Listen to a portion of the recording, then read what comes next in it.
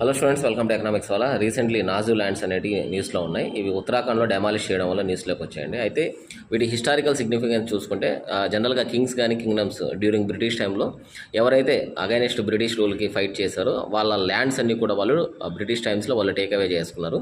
అయితే once independence వచ్చిన తర్వాత వేరే స్టేట్ గవర్నమెంట్స్లో అవన్నీ ఉండడం బట్టి ఆ state governments separate rules frame చేసుకున్నాయి. అకార్డింగ్ టు దట్ రూల్స్ ఏంటంటే 1956 రూల్స్ అండి ఇవి, న్యాచులాండ్ రూల్స్ అని చెప్పి. అయితే వీళ్ళు ఏం చేశారంటే డైరెక్ట్గా ఇవి జనరల్గా సోషల్ అండ్ ఎకనామిక్ యాక్టివిటీస్ ఎవరైనా రన్ చేయాలనుకుంటే వాళ్ళకి లీజ్ ఇచ్చేవాళ్ళు. అంటే 15 ఇయర్స్ నుంచి 99 ఇయర్స్ వరకు లీజ్ ఇచ్చేవాళ్ళు.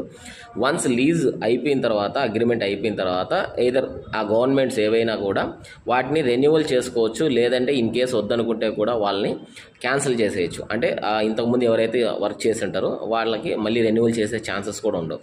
సో ఈ కాంటెక్స్లో ఉత్తరాఖండ్ రీసెంట్గా ఇవి